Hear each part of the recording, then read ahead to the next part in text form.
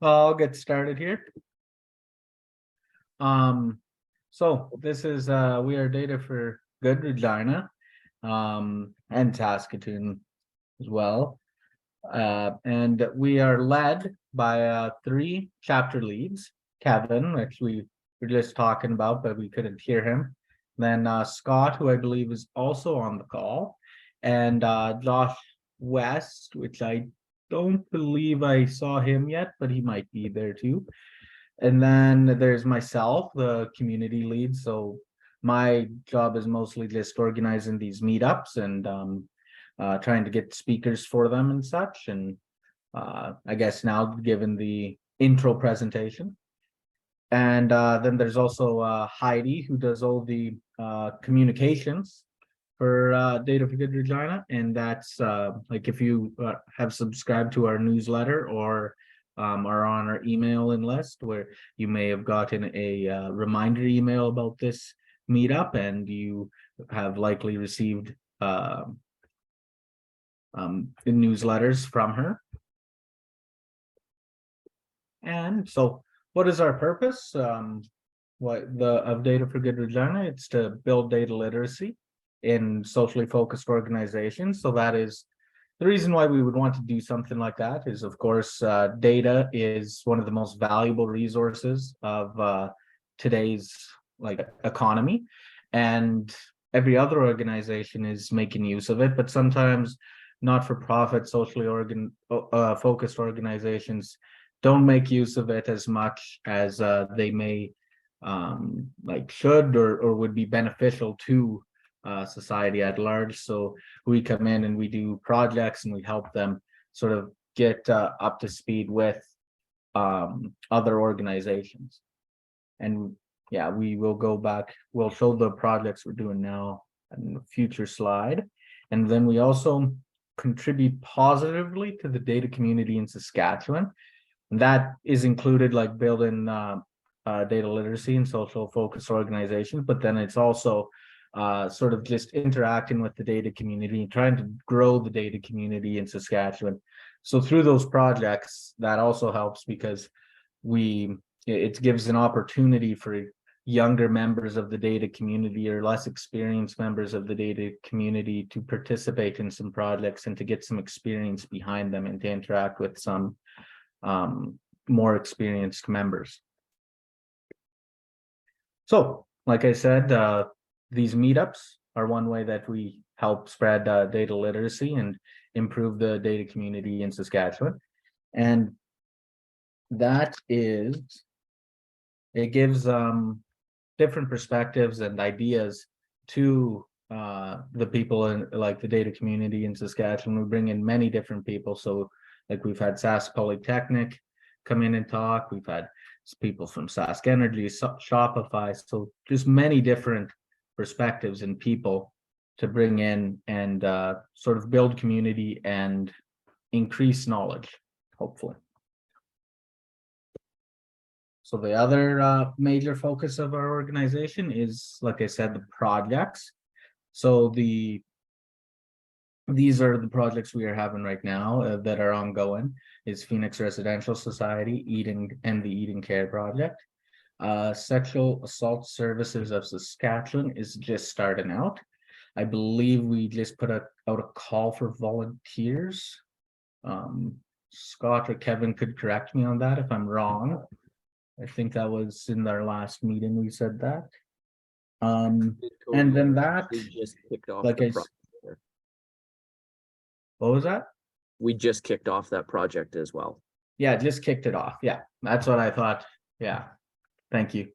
Yeah, so the projects give out they help socially focused organizations like Eden Care, Phoenix Residential Society by we go in and we help them gain insights from their data and maybe show them processes to further gain insights over the long run.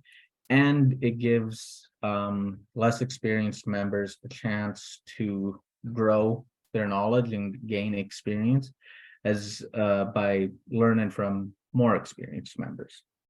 Did you want to add anything, Scott? Or? I think that's it. I mean, really, at the end of the day, we're hoping to help these organizations use their data effectively, but then also kind of teach them so that they can continue on down that journey and influence other organizations, groups, and people as they go along. Awesome. Thank you. So now I will introduce our esteemed speaker, Mike Glover. He has a long history in the IT world, which has stretched from nuclear power plants to the TSX trading floor, and he is now the CTO. And he is now a CTO, and he is here to talk about the relationship between architecture and data. And before the meetup, if you caught it, we were also talking about quantum mechanics. So I think it will be very good, but I'm guessing it will be mostly about architecture and data. More than likely. Okay, so I'll stop sharing. Yeah, I should need to find you. I'll make you co-host. Yes. I'm the co-host now. Yeah. Right.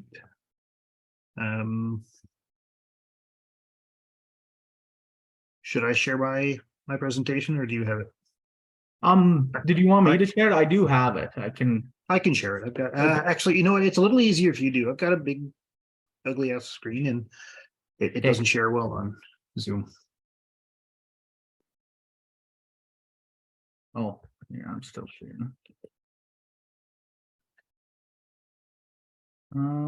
We'll see. I have. Let me give it a shot. Let's see how it works out. Yeah, it might be better because I'm also running Linux here. If you send it over to me, I can always share it too. Okay, how's that look for you guys?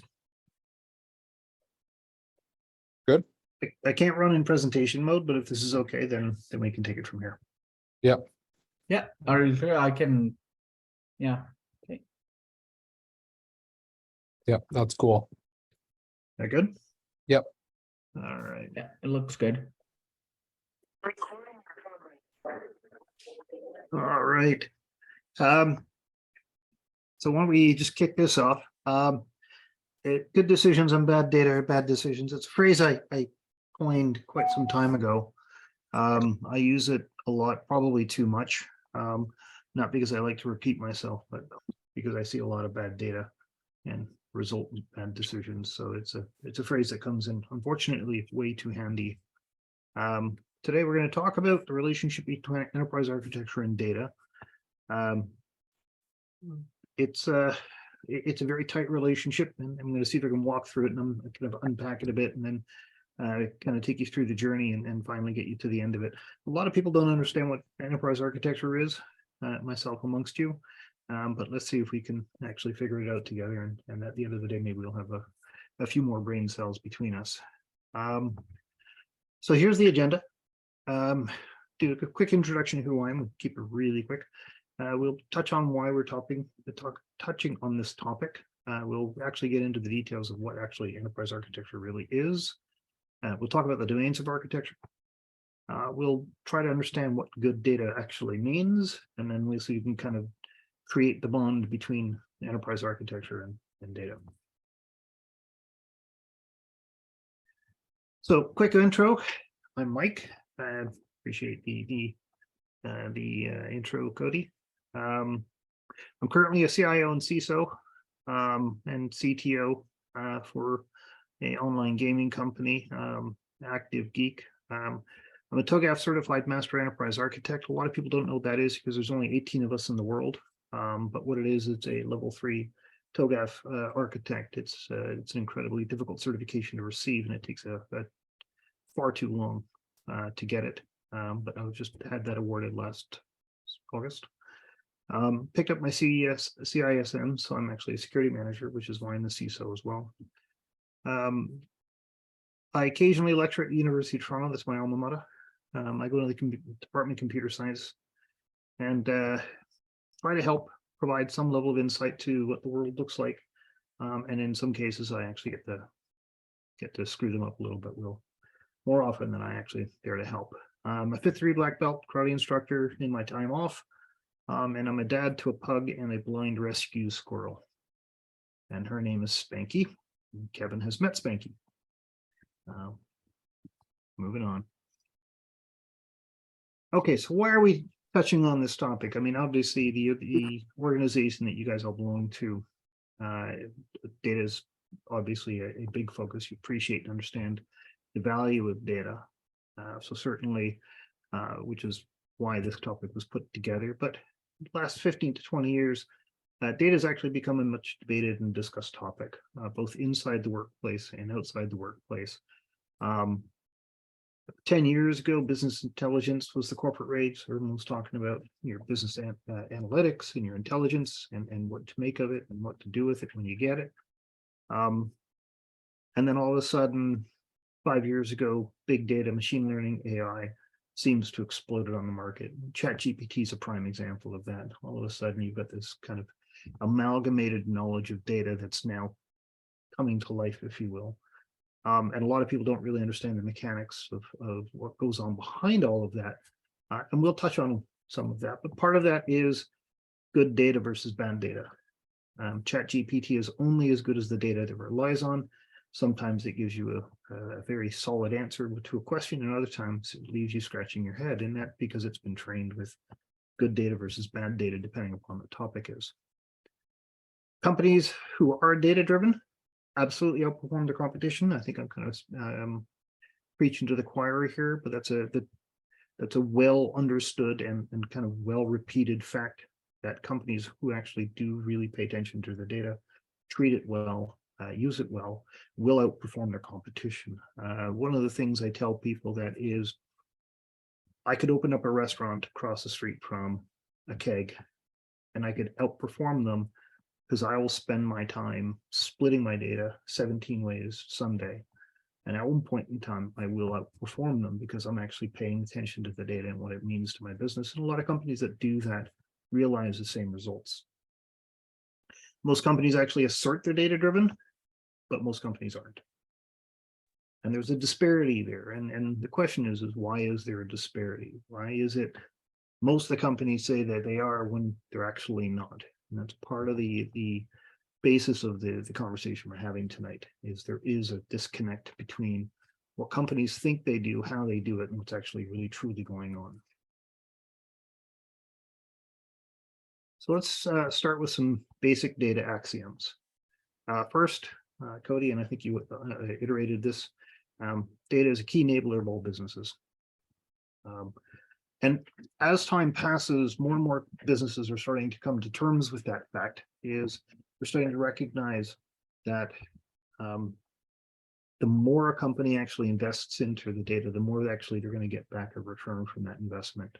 And the companies actually are properly data driven, learn that earlier on, and those who aren't, well, they're able to catch up. Data quality is critical to the success of your data-driven activities, though. So you can't have a successful data-driven methodology if your data is actually in bad shape.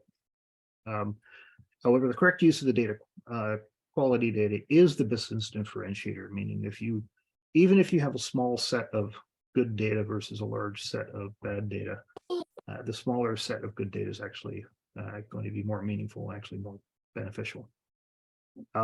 Data must be treated as or if not the corporate asset. And it's the conversation I've been having for 15 years with companies. And only recently, I haven't had to re-explain what this means, but data is a primary corporate asset, period, above everything else, including the staff. And a lot of people call me cold-hearted and probably a little disenfranchised for saying that. And I get the intent, but hackers don't break into companies and not do something with the data. And that's really what they're targeting. And a lot of companies are starting to realize that protection of their data is truly what they're doing. And I'm talking to companies right now that have been breached. And that's really the conversation we're having. But in order to create and maintain and have quality level enterprise data, it does require an intentional effort and direction, which means investment, time and money and effort. It just doesn't breed on its own. It just doesn't have its own life. It needs the life cycle, the care and feeding, as we call it. So the assertion is just because you have data doesn't make you data driven. Data must be treated as the valuable asset, and real data driven companies know that. And that's kind of the undertone of the conversation we're going to have, is what does it really mean to be data driven? So let's agree on some of the corporate data axioms. The other ones were basic data axioms. Here are corporate data axioms. Companies have more data than they know what to do with. They're swimming in it. Companies don't know how to care and feed for the data they do keep. So in many cases, they're overwhelmed by it, and they don't know which data they need to pay attention to and which one they don't. And there's an entire life cycle of data that companies really need to appreciate, including retirement. Data becomes a liability after a certain amount of time, and you have to actually get rid of it. And it's actually one of the conversations we have is there's a point where data that you no longer need to keep, you need to get rid of from a legal perspective. Companies do create a great deal or collect a great deal of meaningless data, which means that they have a difficult time distinguishing between valuable data, the signal, and valueless data, the noise. And as time grows, the noise grows and the signal gets lost. Companies actually think they have better data quality than you do, and most companies think their data is garbage. And this is a conversation I've had many, many times. Ultimately, what it comes down to is most companies actually just neglect their data. And that's the reality of it. So with all those axioms on the table, what does it mean for a company to create and maintain quality data? How do you get there? If all these things are true, how do you get from where we are to where we need to be? Well, there's some basics structure you have to have in place, and it sounds like a lot of horrible, boring stuff, and it can be, but the bottom line is it's essential. You have to have some level of governance over your data, and you have to have some level of governance over your IT and your processes. You have to have the organizational support. If the executives don't support the initiative, you might as well throw it away because it's not going to work. You have to have clear, repeatable processes with intent with regards to data. If you don't have that, then you're going to end up with really, really bad data. And I'll give you the example of that in a minute. There have to be corporate standards, and part of that comes down to understanding what is the valuable data versus the invaluable data. And that's a data classification exercise. These days with security, especially with security, with CISOs, data classification is essential. So it's actually becoming a bigger discussion than it used to be. Business alignment's key. If you're going to collect it, you have to know why you're collecting it, what it means to the business now and future. If you don't, then what you're doing is just hoarding data, which is what most companies do. And it does have to have some level of strategic element to it. Otherwise, once again, you're just hoarding data. A number of years ago, I was the country head for enterprise architecture for TCS Canada. And they used a system, I'm not going to say which one it is. It was painful to use. It was a sales system, and the sales team hated it. And every week, the country head, myself, and the other executives would get into a room, and the country head would just yell and scream at everybody for the bad data. And at one point in time, I stood up and went, it's not their fault you've given them a really, really bad system to use. This is a side effect and byproduct, and we should know better. We're an IT company. This is a byproduct of a bad system creating bad process, which ultimately creates bad data. If you want better data, give them better tools. Period. Couldn't say much because TCS is an IT company, and I really should have known better. It shouldn't have taken me to stand up, but I did. But they never replaced the system, by the way. They just kept yelling at each other. Okay, so what is enterprise architecture? Well, that's a question that everybody asks me. Generally speaking, it's a complicated answer.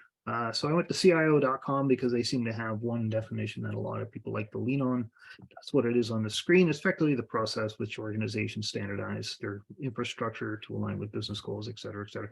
What you're doing is you're taking the entire enterprise of the company, and making sure it's working efficiently and correctly.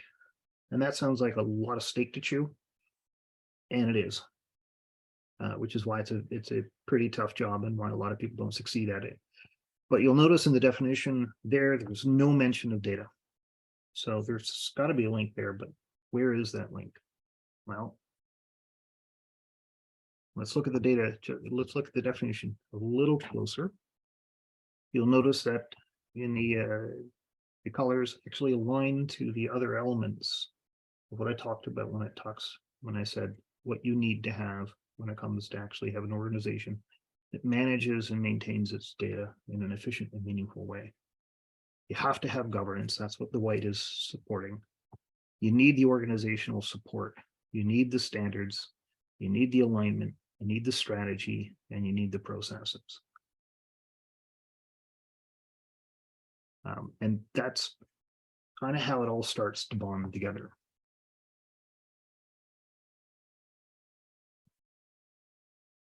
So enterprise architecture is it's a very sophisticated and kind of very, very wide topic. And it's a big skill to actually. It takes a long time to become a good EA. And there are domains of architecture, and these are standard domains under TOGAF, which is the Open Group Architectural Framework, which is the PMP for architects, if you will. The first one is business architecture. Data architecture, application, technical, and security. Security is an asterisk because security is actually managed by ISACA, which is the governing body for security designation, but TOGAF deals with the other four, but they really should all come together at one point, which is why security is there.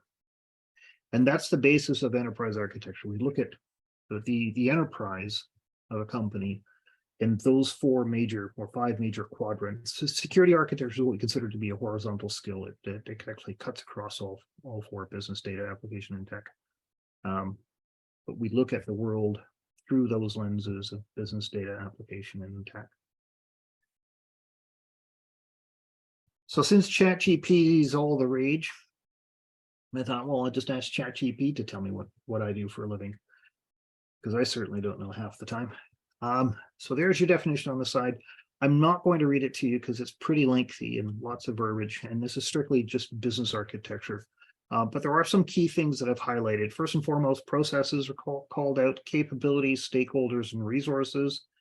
If you look at what those mean, processes, these are what people do and how they do it. Capabilities is what the company does and what they does well, what it doesn't do well. Stakeholders are the people that actually benefit from the processes and the capabilities. And of course, resources are some of the other things, the tertiary things that you leverage in order to get your job done. And we're strictly just talking business, which is people doing something. But all of these activities create data in one form or another. And bottom line is overall business architecture provides the holistic view of the organizational structure and the decision-making capabilities. So the data at this point in time is where the data starts. If we're talking a life cycle, this is the kind of the birth of the data.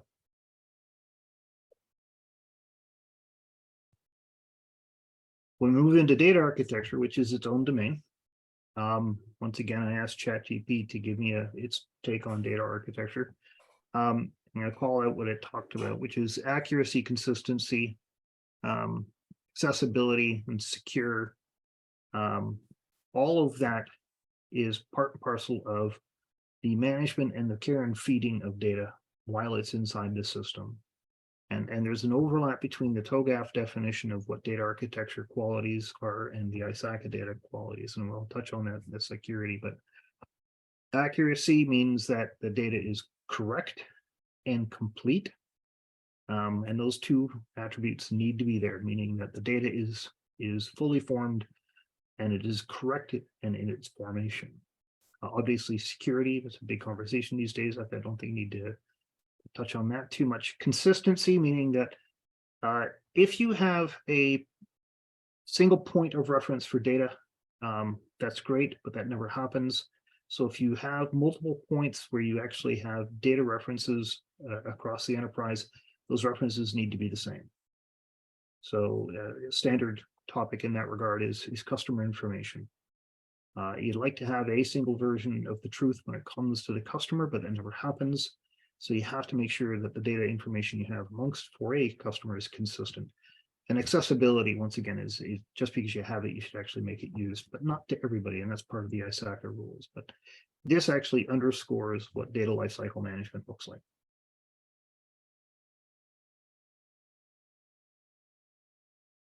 A bundled application and technology architecture together, although they're separate domains, the qualities and characteristics of their behavior are the same. So I thought I'd put them on the same page. And ultimately, once again, I asked ChatGPT its take, and it gave me a very long answer. And by the way, the ChatGPT answers are accurate. They're just, I'm not going to read them. That just bore you to death. But ultimately, what it comes down to is what we talk about, the standardilities of architecture. So scalability, maintainability, reliability. These are all the characteristics of what application and technology architecture have to have. And all of that actually supports data architecture. If a system's too slow, people stop using it or they get frustrated with it. If you can't maintain it, or if it's not reliable, or if it's not secure, all of these things either support or hinder data quality inside the system, inside the business, if they're not maintained. So all of these characteristics of application architecture and technology architecture actually feed directly into the quality of data as well.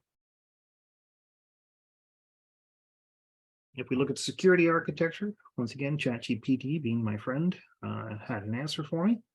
And it highlighted some of the key characteristics that are part and parcel of security architecture. We talk about integrity, availability, and confidentiality, and then the alternate of that is when you default on those capabilities, you have the opposite, you have alteration, denial, and disclosure. So integrity is the data correct and complete? Is it always available? So meaning that is the system not undergoing a DDoS? And if it is the system still available? And then confidentiality, a standard policy of least privilege, if you will. And I've said, the alteration of those is, or the inverse of those is alteration, denial, and disclosure, meaning that you've somebody been able to change the data, they've denied you access to it, or they've taken sensitive data and they've released it.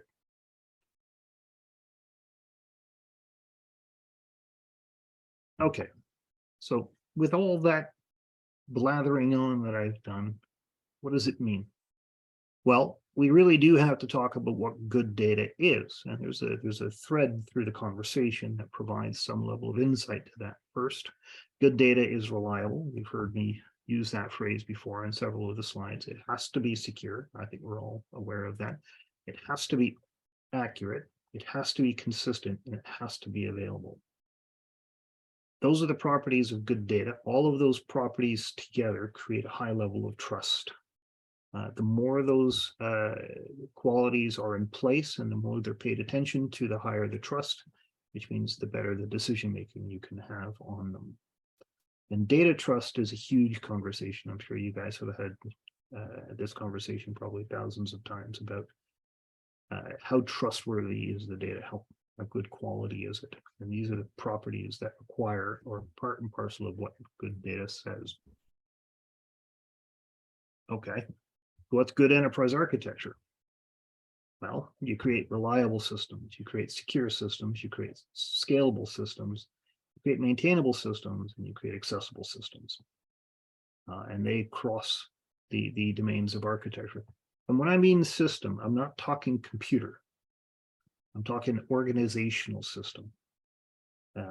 Businesses can be viewed as effectively a living, breathing system.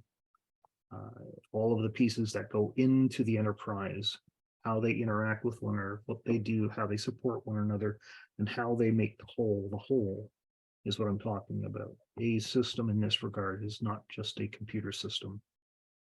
I can do an enterprise architecture on a company that doesn't have any computers and still use the same policies and procedures and approaches and governance models that I apply at companies that do.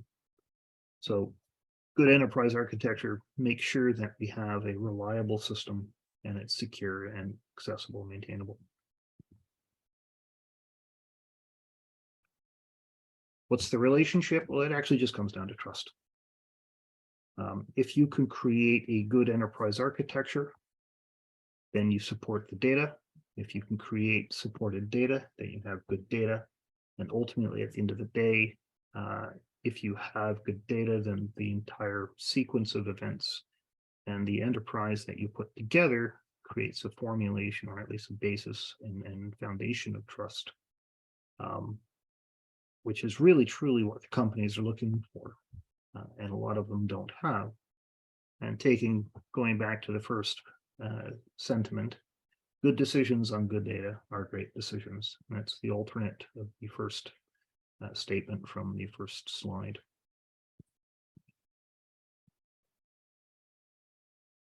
And that's it, guys. Taken 30 years of my experience and slammed it into 18 slides with great big pictures and ChatGPT to help. But I really do want to thank you guys for the opportunity to come in and have a chat with you guys, and allowing me to ramble. More than happy to sit and answer any questions you guys may have. And that would be it. Thank you for that great talk. And thank you for coming out. Oh, I'm more than happy to. I can't say no to Kevin. Was there anything- I've got a question. Yeah, thanks. That was awesome, man. Appreciate the talk. And Mike's got quite a career. So good guy to ask questions, which actually leads into my first question, which is what do you value, from somebody who's maybe getting into the data world right now and maybe trying to get into architecting, or, what do you kind of value out of somebody who's wise around data when it comes to skill set or how they think about data? Because you talked about, like, you've clearly got skill sets, but then you also talked about, like, the relationship management of, like, managing kind of upwards, downwards, and, like, it's only now in 2023 that people are really starting to get their head wrapped around data. So kind of what are some of the characteristics of employees or colleagues that you look for when it comes to somebody who's good with data? And if you have Yep. Sorry, Yep. and last add on to that is, do you have any resources, places to learn, architect stuff, that you can share? Yeah, let me start with, that's a big question, so I can give it the justice that it deserves. First, I think people are starting to become aware of just how important data is, even in their personal lives. Let's put the enterprise aside for a second, right? Nobody wants to have their personal data breached, right? And it's not like you have a lot of it. There's only a certain small amount of personal data that you actually want to keep controlled and to yourself. Your social insurance number is one of those numbers. Your credit card, certainly another. Those are the two top ones. Your health records, for sure. It's not a lot of data, hopefully, especially in the health side. But these are important pieces of data. And people need to have an appreciation for the data that they're looking at when it comes to actually knowing how to care and feed for the data. And when I see someone who is looking at data and talking to people who aren't in the IT world, right? I mean, let's be honest. As geeks, we talk about data all the time. It is part and parcel. I mean, it's information is part of the IT, right? You have to be able to talk to people. Relationships are critical, because you need people to trust you, right? And there's an underlying theme there, right? With trust is if you need people to take what you're saying seriously enough and act on it, then you have to build a relationship. You have to build that trust. Because ultimately, at the end of the day, the goal is, one of the things I tell people is, I get people to spend money when they don't want to. But I do it for the better good, meaning that there is a return on that level of investment one way or another. And when people approach the topic with other people that way, I think there's an innate capability. Not everybody can do it, by the way. I mean, that's the one thing. Oh, yes, somebody just pinged me a question. For people to get into architecture, it's a great field, to be honest. Obviously, I'm kind of, it's very near and dear to my heart. You can go to the TOGAF website. I can provide details to you guys later. That's the governing body over architects and the certification of architects. My wife stole my book. I have a 1,000-page book here for your first level certification for TOGAF. It takes a little while to study, and it takes a little while to take the exam. It's a bit of a tough exam, and then there's a second level to the exam that's a little harder, and then there's the third, which is what I've got, which is based on experience alone. There's no studying. It's a very exhaustive. I called it a 2-year job interview, where they go through the last 10 years of your experience with a fine-tooth comb and ask you thousands of questions about what you did, how you did it, what the results were, who you spoke to, how did they react to you, that kind of thing. Because relationships are everything in the architecture space. So if you want to become an architect, you have to be good with people. One of the biggest challenges I run into when it comes to implementing change is culture. Right? People are, if it wasn't for people, my job would be easy. So does that answer your question, Kevin? Yeah, that was cool, man. Yeah, you're welcome. We got Ryan here. He says, thanks for the talk. You're welcome. If I recall, you've been in the startup space. I have. How do you apply as enterprise architecture in a startup space? It seems like enterprise architecture, deliberate and thoughtful. Yeah, that's a good question. Startup spaces have particular personalities. One of them is electric, that and a lot of coffee. And many times you don't have a lot of time to do things right the first time. However, if you have somebody working with you who's done it right enough times to say, let's do it one way versus the other, because ultimately the first way is going to save us a lot of time and money, and we're going to get things out faster that way, then that's how you apply it. You have to be somewhat judicious about the recommendations you make. You have to be aware of what the accomplishment is or what the goal is, and make sure you support the goal.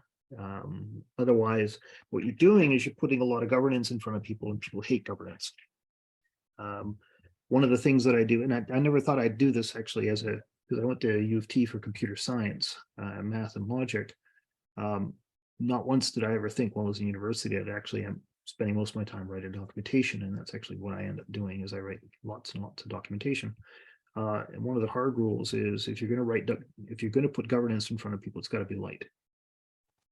And in a startup space, you have to keep it light. You have to provide light recommendations that have specific goals and specific returns on the investment and the time. Because ultimately what we're trying to do is get to market as quickly as possible. Does that answer your question?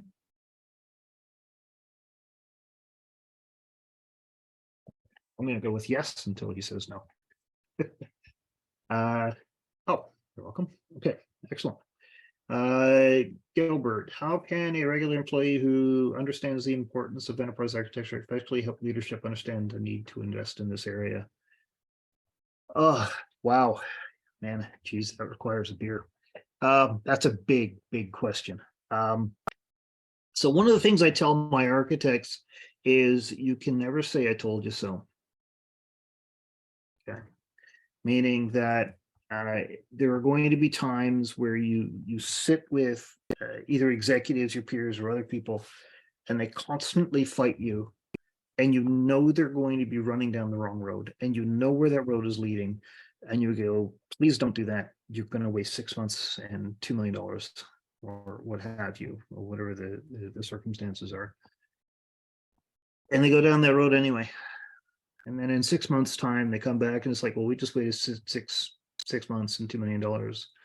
That is not the time to say I told you so. Although tempting, you can't. What you have to say is, what can I do to help? And that's really the challenge. I'll give you a real life example.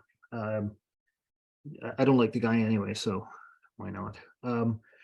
The head of Enbridge in Toronto he wasn't the head of Enbridge when I was there. And I was there to put their architectural governance practices together. And they had about 10 architects on staff there across all the domains. And apparently they had two enterprise architects prior to my arrival try to pull this together and failed miserably. So I was the third guy coming to take swing at this. I didn't know that actually when I came in. It was a contract job, but I didn't know I was actually the third one to come in and try to put something in place. I only found that about 6 months in. And I was met with hostility. Man, was I met with hostility, damn a lot of hostility. And the guy who's currently the head of Enbridge Toronto, and you can look him up, he walks up to me, he goes, you're the new chief architect? I went, yeah. He goes, I hate architects, they're all jerks, and walks away. And it's like, my name is Mike, I'm glad to meet you. He was my biggest problem when I was there. Even though he's my biggest problem, I ignored him and I got down to doing the job, and we fixed a lot of the problems that they had. He never came to apologize. He never came to admit that maybe, just maybe, you can actually do it right. And you're going to run into that. And if we tie this back to data, right? When you talk about data, you're talking about how the enterprise lives and breathes. Right? That's really the core of it. Like, enterprise architecture and data are inseparable. And you have to be able to create relationships even with hostile people and be able to get your job done, even with people going and putting roadblocks in front of you and constantly trying to trip you up and so on and so forth. And it happens all the time. It's juvenile. I'll certainly call it that. And in some cases, extremely destructive. But it happens. And ultimately, you have to just, like I said, you just got to work with people the best way you can and push it forward. Look for the people who will support you and lean on them hard. Did that help, Gilbert? I'm going to take that as a yes. Yes, that's very helpful. Okay, great. Yeah, thank you. You're Yeah, more than because welcome. every once in a while, every time you bring up the way data is handled in the organization, if you bring it up 2 or 3, 4 times, you become an enemy to some people. It's like they don't want to talk to you anymore because you keep on bringing on something they don't really see as important. So I'm going to impart Mm. some. What do you do, by the way? Who are you talking about? I'm not looking for names. I'm talking about Yeah. like what kind of business type are you talking about? I now We're work for the for an agency in the government of Saskatchewan. Yeah. Yeah, okay. Yeah, okay. Yeah, I could have figured as much. Okay, so here's there's certain things you can do to be a little more effective. And some of them are, I've been called manipulative when I do this, but I actually take that as a badge, not an insult. You have to,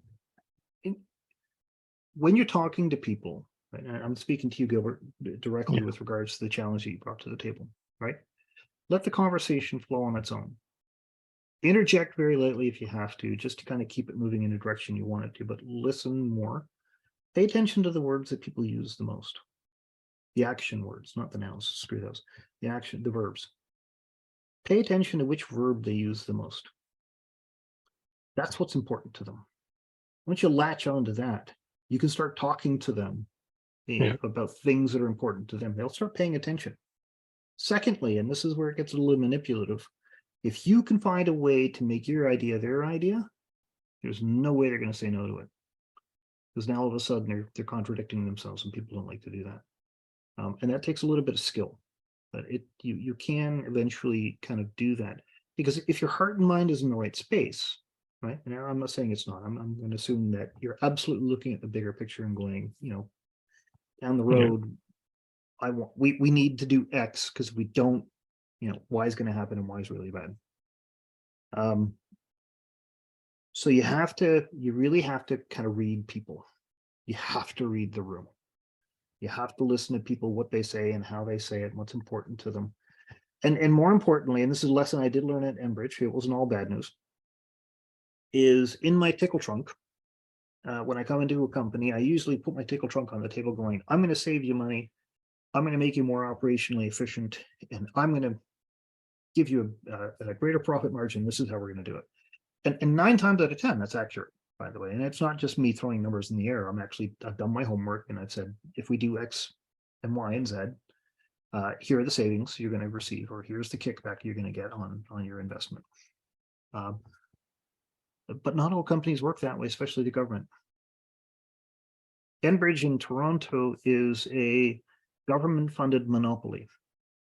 There is no competition to it. And if they run out of money, they just go get more. Right? So when I brought my tickle trunk to the table going, well, I can make you more operationally efficient, they went, we don't care. Well, I'll raise your customer satisfaction scores. No, we don't care about the customer either. I'll make you more profitable. Doesn't matter, because if we make too much money, we have to give back to the customers anyway. And I was completely at loss, like absolutely 100% stymied, going, how do I get through to these people? You find out what's important to them.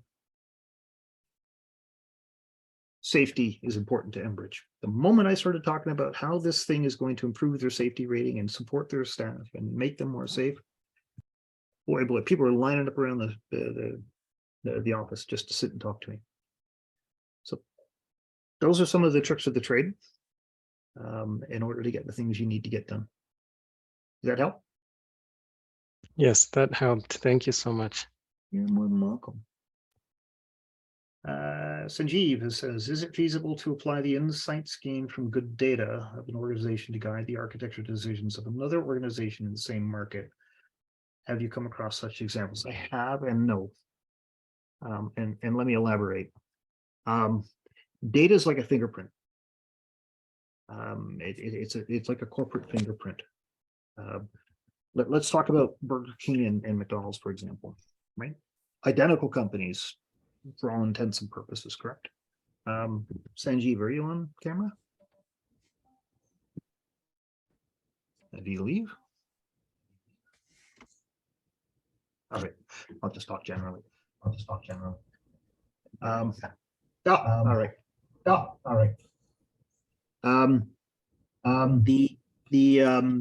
If you look at McDonald's and Burger King, exact same market. They sell the same type of food, they sell the same type of people, yet McDonald's is much, much, much bigger. And why is that? Mostly because they actually pay attention to the data more than Burger King does. So you can't apply the same principles because the organizations, they have slightly different approaches to their customer base. They have slightly different things that make them valuable, which makes them a competitor, because if they were identical, they'd be the same company. So you really need to understand the DNA of the data, and more importantly, what the good data is in the company and what it means to them to leverage it properly. And good data is like I said, that was kind of the underscore of the conversation at large, is it's really, really hard to get good data. And how do you know you have good data? Right? Like, let's put you in a conversation. Like, I'll tell you another story. I like telling stories. Oh, the AI question. I knew that was coming. I'll get to that one in a second. So I was a principal architect for Direct Energy. Down in Texas, because we had offices in the States. I flew down to Texas to work with their team down there.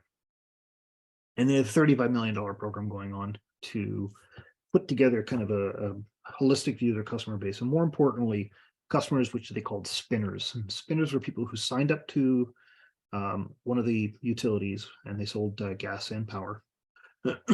Signed up to one of the utilities, never paid a single bill, and then canceled the service, and then signed up again and rinse and repeat. And they called these people spinners, who were taking advantage of the system because there's some loopholes in Texas law.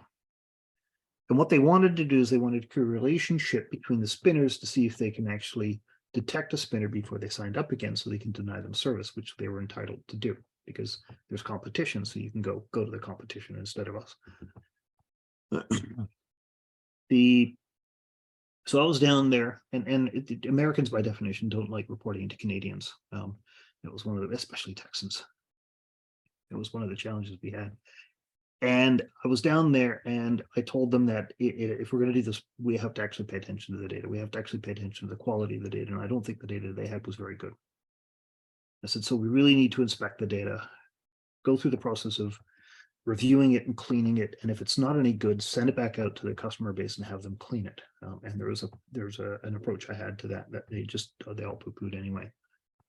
And they, in their infinite wisdom, decided to ignore me, which they weren't technically allowed to, but they did it anyway, right? And they went off and they built the system, and I kept going down there every 2 or 3 months going, really pay attention, you got to do your data. Anyway, long story short, it's unveiling day. We're in a great big room. The executive sponsors are there. I'm sitting up with the executive sponsors.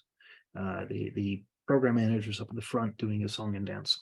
There's a TV screen on the wall, and it was a visual program. And what it was just effectively a pin map of where the spinners were in their area, and it was southern Ontario, southern the United States. So we went from Florida all the way to California, and I think it was 2 other states in the lower half. Anyway, the unveiling comes up, map comes up, and they got some guy in Hawaii, apparently, who's a spinner. Executive sponsor within 30 seconds of the unveiling goes, we don't have clients in Hawaii. I'm canceling this program. Walks, gets up and walks away. $35 million down the toilet in 20 seconds. All because they refused to actually pay attention to the data, especially the data quality.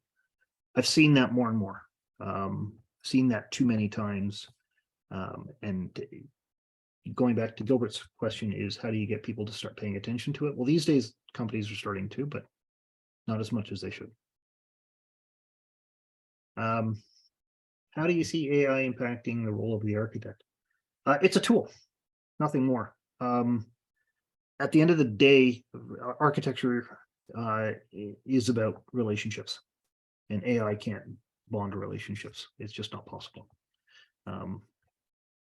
So I see it as a helpful tool. Certainly when it comes to things like design patterns and reference materials, but for the most part, nothing more than a tool.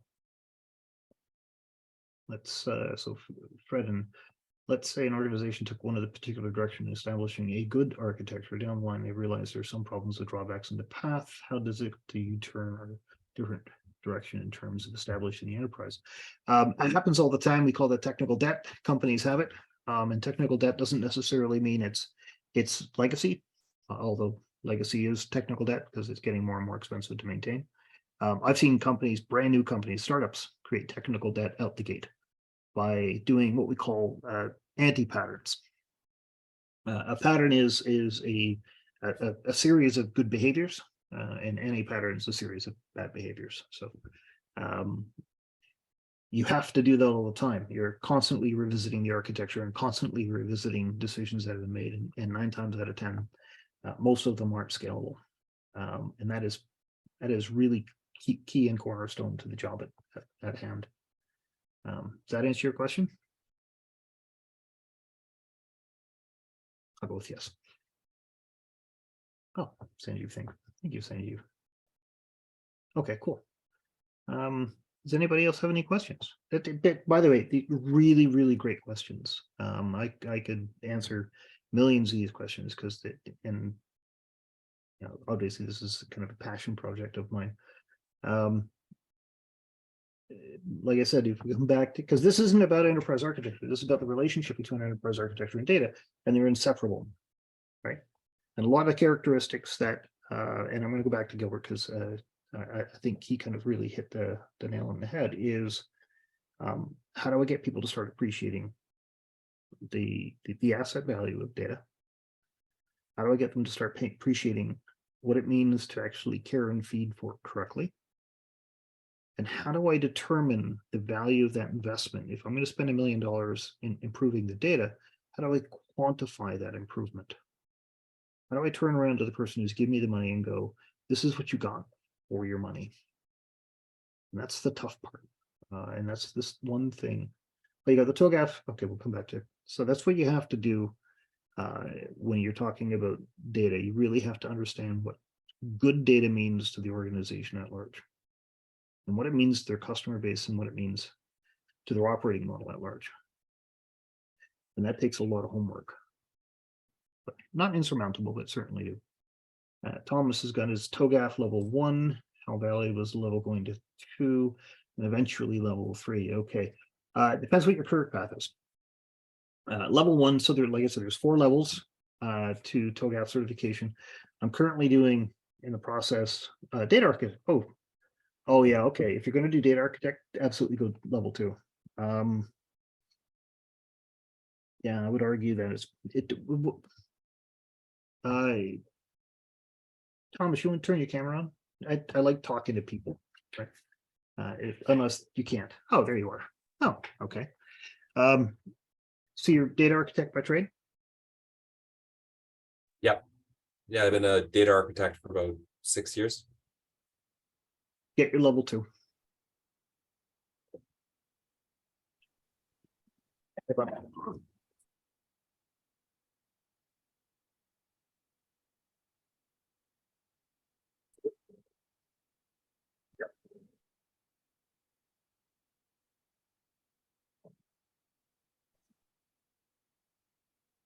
That's the book you want.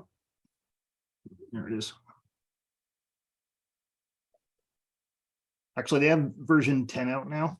But this is good enough. They're certifying under 9 right now. Yeah, I have my 9 currently. Like I have 9 level 1. Is it better to go with level 10 for version 10 level 2? Yeah, if you're going to remain current, go for the 10 level 2. Level 3, like I said, it's like a 2-year journey. It's exhaustive process. Like I said, there's only 18 people in the world that have the Master Enterprise Architect. We're only Canadian, and 1 of 4 in North America. You can become a master data architect, and I think there's about 2,000 or 3,000 in the world right now. So you can absolutely go down that journey from a data architecture perspective. Let me ask a question back to you. What are the biggest challenges you run into in your job? The biggest challenge I always feel is that I have a lot of knowledge and experience that I bring to the table to everything I do, but kind of like you were alluding to it, and I made the comment about yes, but because that's kind of become my my coping mechanism. It's when I talk to a client or talk to my higher ups, and I know that the choice that they're going to make is going to lead to partial or full disaster. And I pointed out and say, if you do this, you're going to see these challenges, these obstacles that are going to occur. And a lot of times, especially I find with people who don't understand data, they don't understand proper data governance and data structures and so forth. They still go, well, you don't know what you're talking about. It'll be fine this time. And bad things happen. And the first thing I always say to people whenever that happens is, okay, bad things happened. Here are some options that we can go to rectify this. I've seen this before. These are the 3 paths that you can get out of this hole. Which would you like to go down? But that's the biggest challenge I have, is it's like, okay, you shouldn't do this. It's going to go bad. And then they go, no, we're going to do it anyway. Yeah, it happens all the time. And that's why I said you're not allowed to say I told you so. Yeah. What you are supposed to say is, how can I help you? However, what you should do is calculate the financial impact of that decision. And keep that in your back pocket, because they're going to do it again, and you know they're going to. Right? And it's guaranteed, right? And what you can say is, listen, guys, I can appreciate and understand your decision making. I can, absolutely putting myself in your shoes. However, the last time I forewarned you with a decision of this magnitude, it cost us $2 million in 6 months of time. And it took 10 people to rectify. Right. So we lost all those man hours. I don't want to do that again. Could we try something slightly different? Right. And one of the things that, there's some big hammers you can use, right? One of them is risk transference, meaning, okay, go ahead, but don't call me when it blows up. Okay, that's for you to own. You now own this decision. You own the impact of the decision. All of a sudden now, when somebody actually has to own the output and the results of the decision, they get a little squirrely about it, pardon the pun. So sometimes they will recoil a bit and come back and talk to you on the table. If that doesn't happen, and what you're trying to do is get them to see the light, the big hammer that I'll use ever so slightly is reputational risk. You can turn around and I've used this a few times. It's like, if you do that, it's gonna damage the brand. Are you sure you want to do that? And by the way, I'm going to put that into an email. I'm going to make it clear as to why it will damage the brand and what recommendations I offered you to avoid this inevitability. Because this is a serious decision you're making. This is a serious consequence of the decision you're making. Sometimes you have to kind of put the big boots on the table, put the Australian boots on, as they say.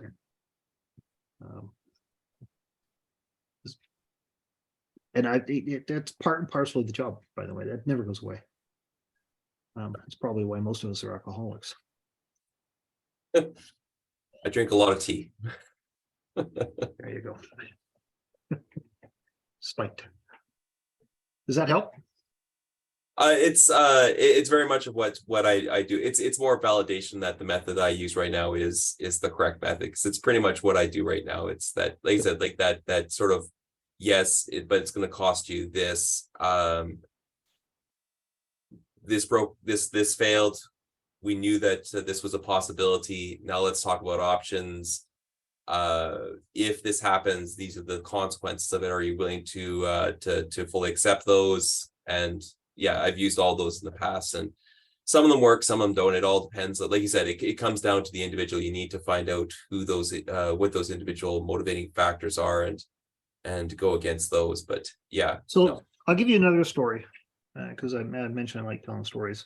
So at one point in time, I was designing a fairly large enterprise. It was I think it was like a $50 million job, and I was sitting with the CIO at the time, and I presented with 3 options. I said, option A, option B, and option C. Here are the values, the timeline, the costs, the risks, the whole 9 yards, all spelled out nice and clean, right?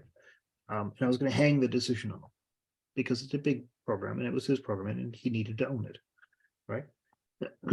He's the neck to choke, and I'm the neck he chokes. So at the end of the day, it would roll down to me anyway. But I put him in front and he said, which do you think? And I said, I like option 2.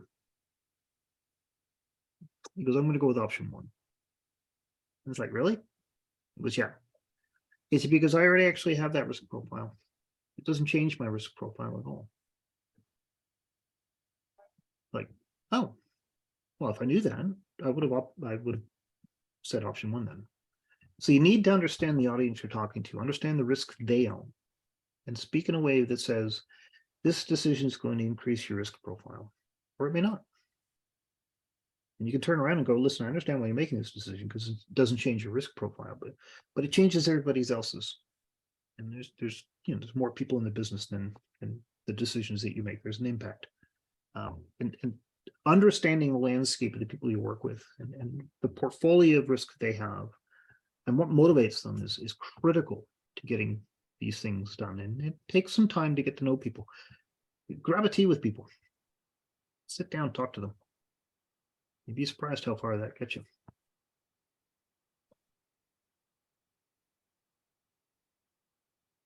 Chuck, skilled people are vital to the care and feeding. How do you get organizations to not just spend money on infrastructure, but also the people that run it? Turnover extra costly with so much knowledge is situational. Yeah, that's a kicker, eh? There's a wow. Is that you, Chuck? You just turn your mail order? All right.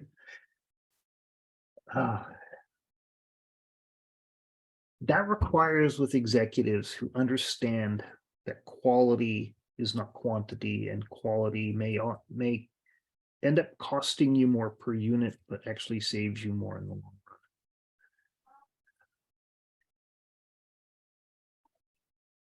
run. There's a law of diminishing return on anything, right? If I have a project and I have 20 people on it, but I really only need 10, then I'm actually costing more money and it's going to take me longer to get, because people are literally swimming over top of water to get things done. You need executive teams that understand the principle you've just written down. And unfortunately, executives don't. I do. I like to keep a small, tight team. I like to have, I've run teams upwards of 300 people, and it was unruly. It was too much. I was too far away from the people that worked for me. In some cases, they're like 6 chains down. Although I like to get to know everybody, when you got that many people, it's really, really hard, especially, it becomes comes off trite when you spend 5 minutes with them a month or something like that. It seems disingenuous. Turnover is a killer. Turnover is very, very expensive. If you look at hiring rates, to hire anybody, you're usually paying anywhere between 20 to 25% for regular staff of their annualized salary, and upwards of 50% for an executive. So if you got an exec making $200,000, then to find a new executive will cost you $100,000. If you've got a staff member making 150, then it's going to cost you $3,750 to find them, that kind of thing, right? And those cost calculations need to be put into the risk factors you guys put together, by the way.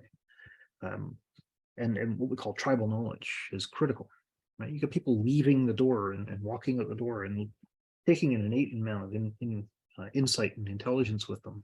And they're just going, it's not my problem anymore.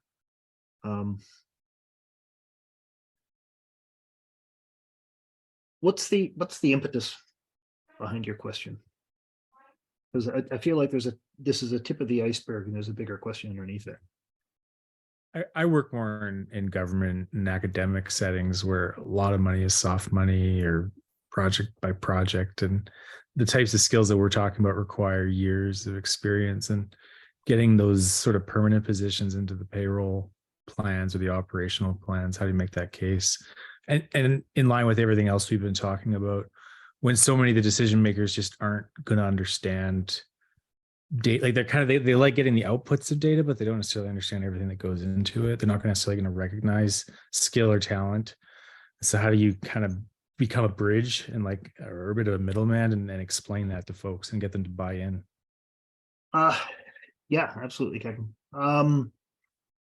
That's a big question. See, universities are a different breed entirely. They're their own universe of odd, I think is the best way to describe it. You think for an institution, and this is where the irony comes in, you think for an institution that's supposed to create forward-thinking individuals, they'd apply the same level of forward thinking to their own operations, and they don't. In fact, it's probably the opposite, if I'm not mistaken.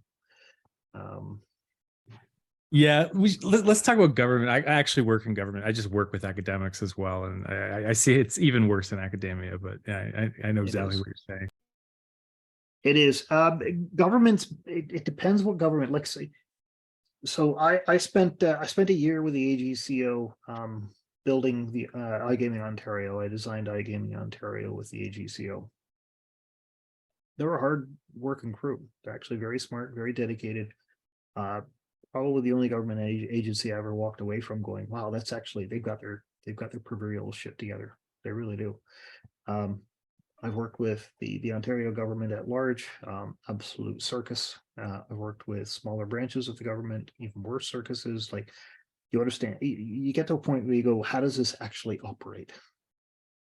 Like if I were just burn it to the ground, I don't think anybody would notice, except for the fact we're saving money because we're not spending it on kind of the machinations that are going on.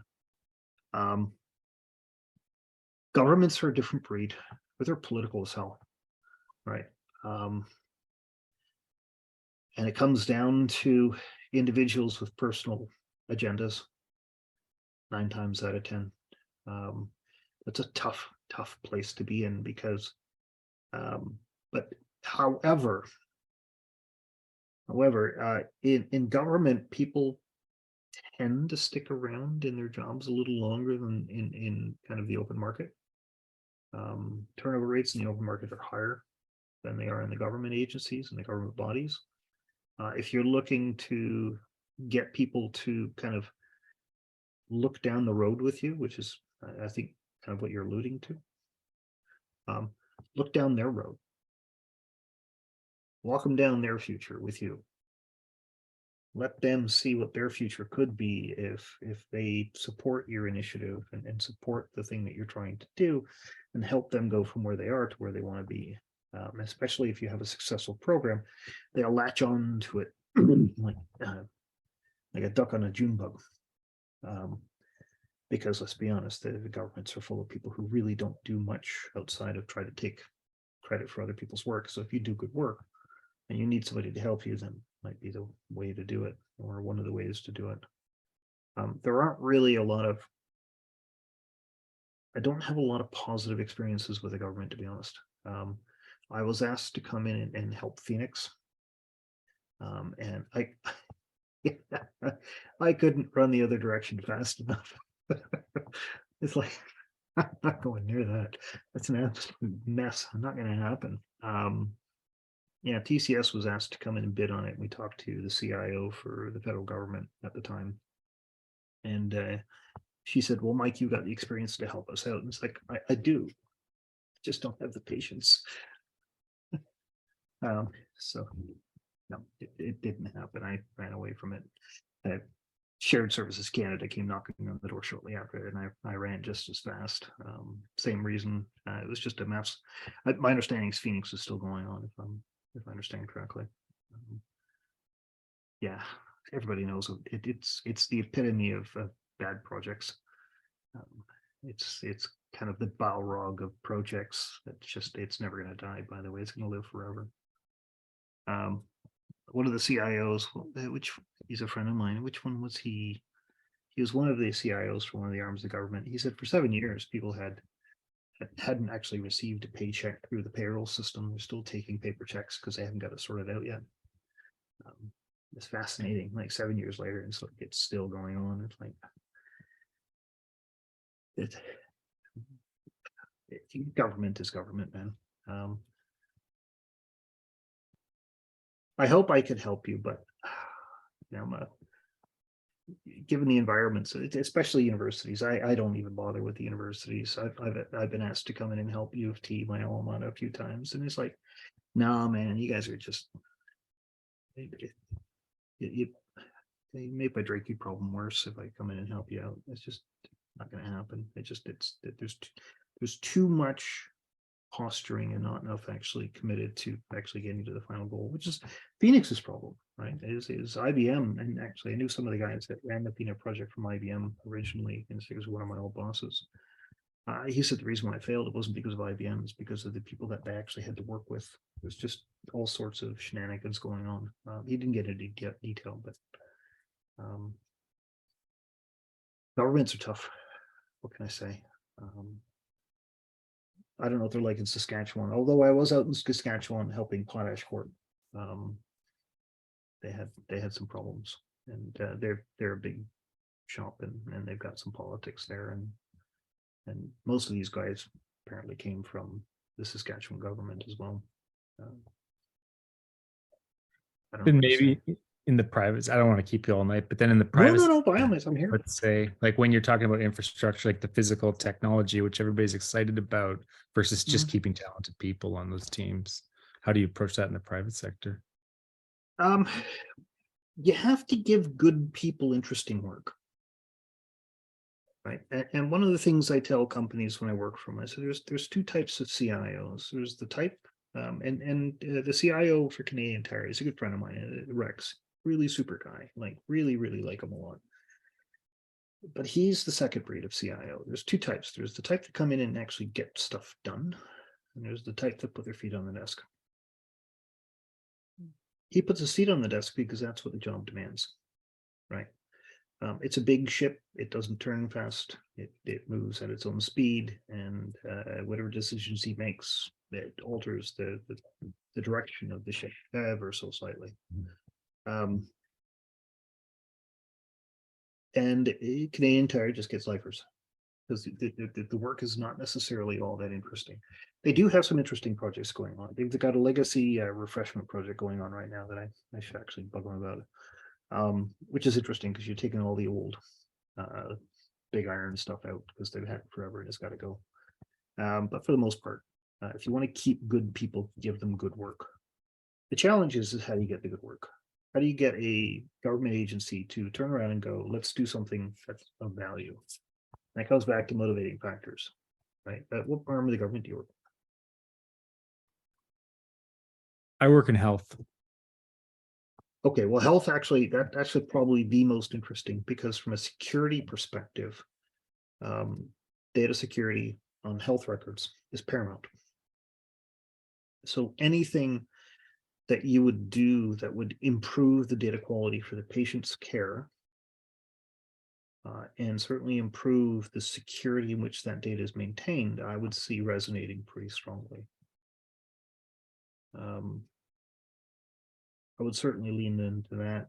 The CIO, so there's the CISO for the University Health Network in Toronto here, was actually one of my architects at Enbridge. Great guy, Cash.